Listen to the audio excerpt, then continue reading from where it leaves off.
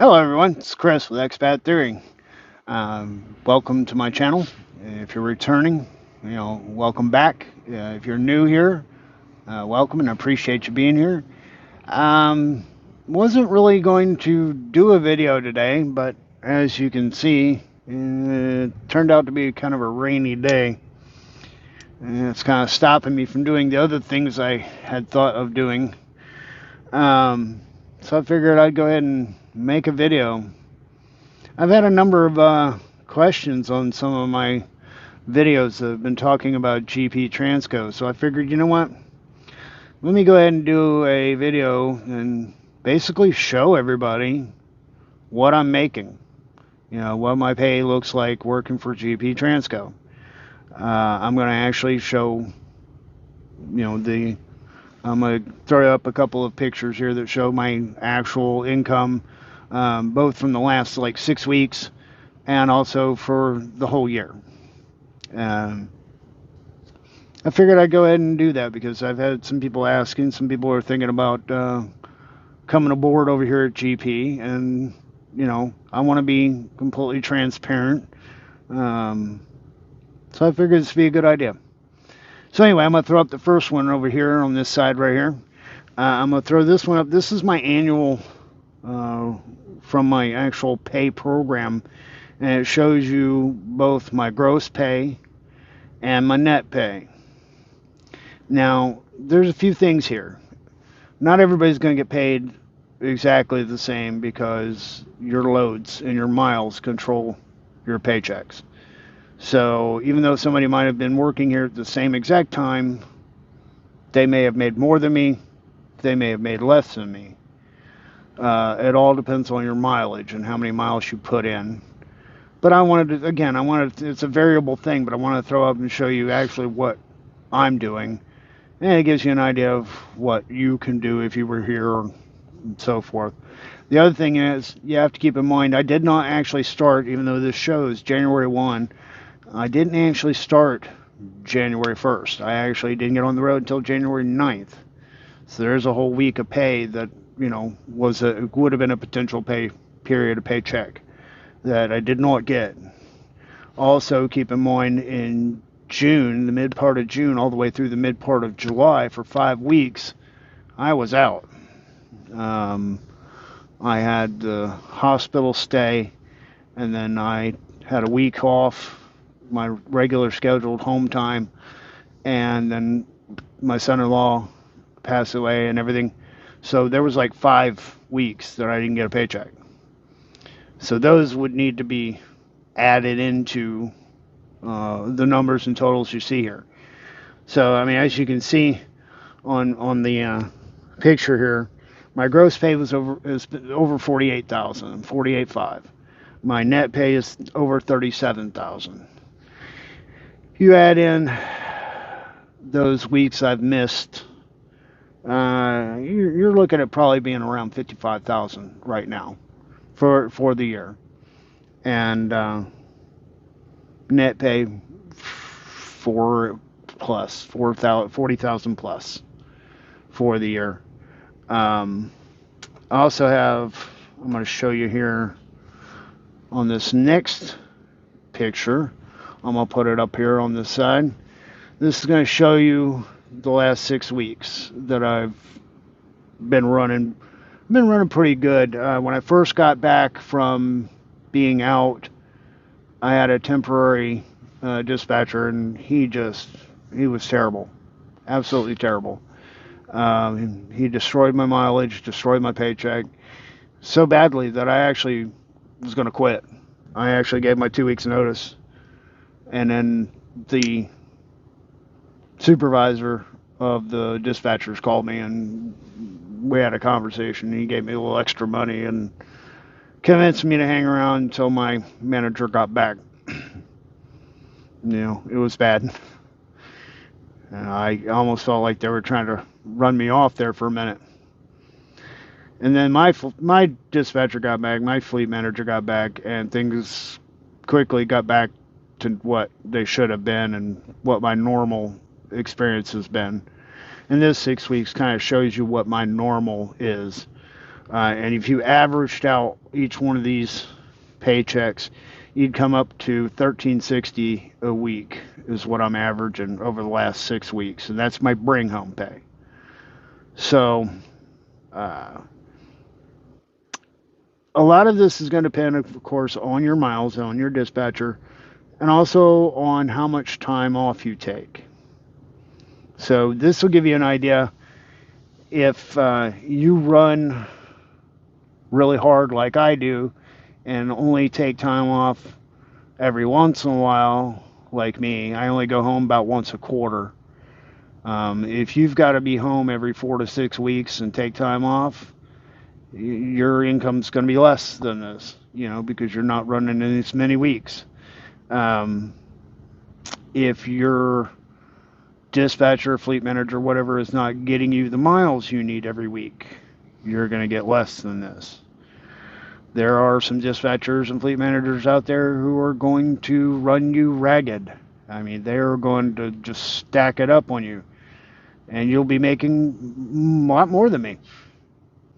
So it's kind of hard to say, okay, this is what you're going to make if you come to work for GP.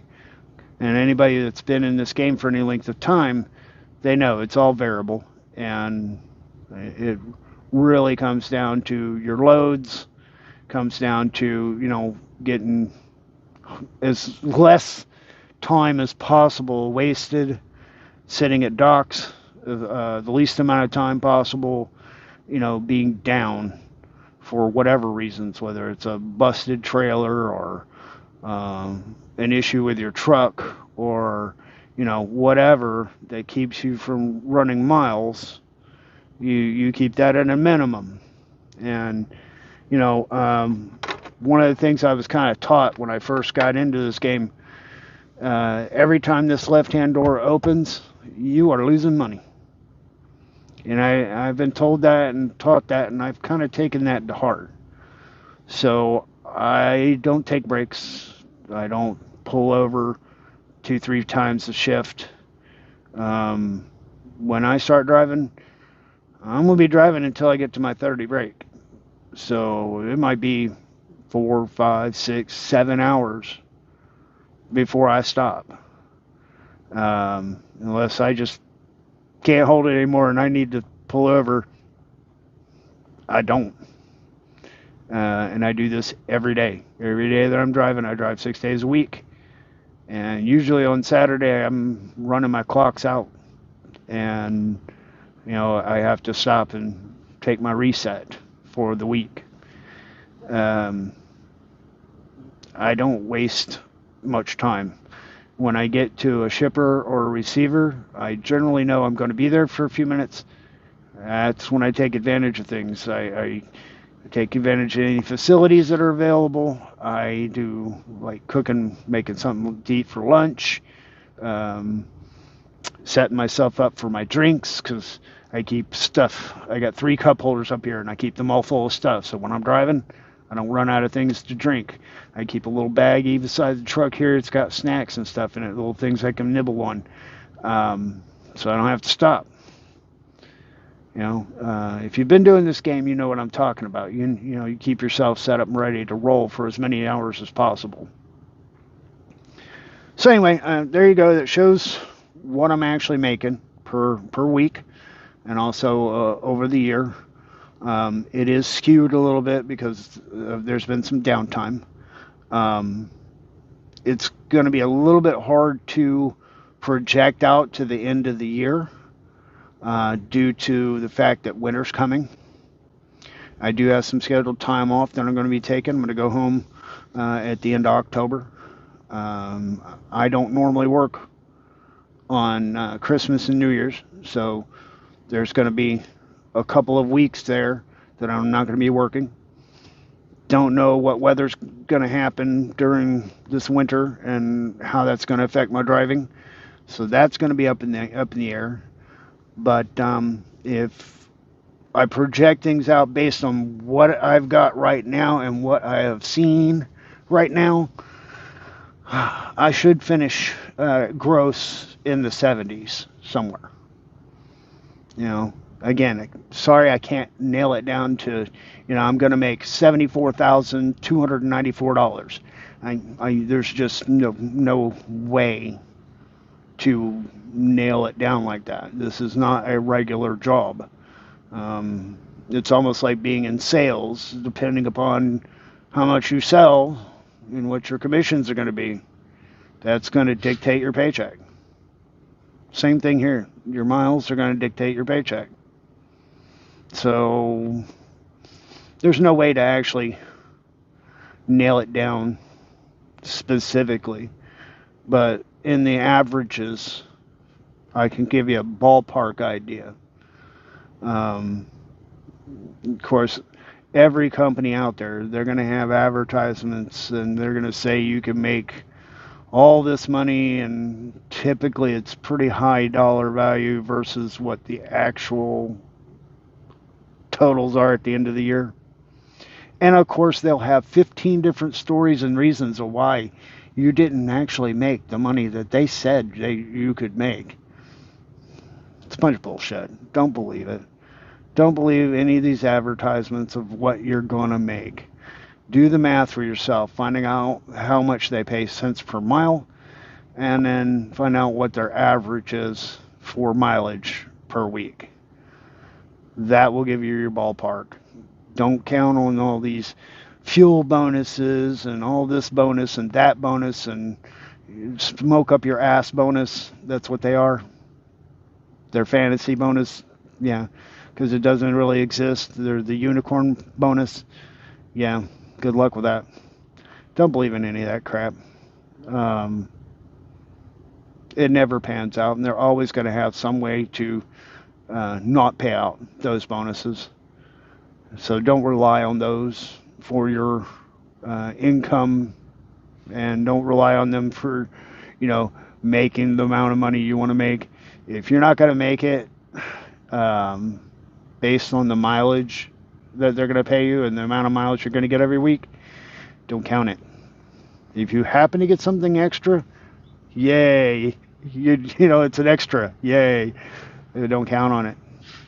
So when you're budgeting and planning out what you're going to make on the year, don't buy into that. And don't let that be a factor for you as far as, what job you want to take. Because the industry's like that. It's just a hook. Everybody needs drivers so badly. They're going to have something. Hell, I just saw online this morning earlier, there's a company out here that's giving away a car every quarter to their drivers. How bad off do you have to be as a company to try to trick people into coming to work for you by having a car giveaway? Seriously? Mountain Valley Transport, by the way. I saw that on that. I was like, what? Quarterly car giveaway? What the hell? Yeah. So, yeah, don't buy into that stuff, guys. Just do your own math. It's not hard to sit down with a calculator and figure out, if you're going to get X amount of miles per week averaged, and then what they pay you per mile. And, if you have a per diem situation or things like that, this company doesn't do the per diem. CRST did a per diem, which was kind of nice for your meals and stuff. Per diem's not taxed, so it reports less for your taxes and gives you more in your paycheck every week. You just got to be careful with per diems because, if your tax bill comes in higher than what you've already paid in, at the end of the year, you owe Uncle Sam. So just have to be careful with that a little bit. All right, guys, so there you go. That's what I'm making. And if you got any questions or comments or anything, feel free to drop them down below in the comments. If you guys know anybody who's interested in this kind of content, please share it to them. And I appreciate you being here and watching the video. And I hope to see you in the next one.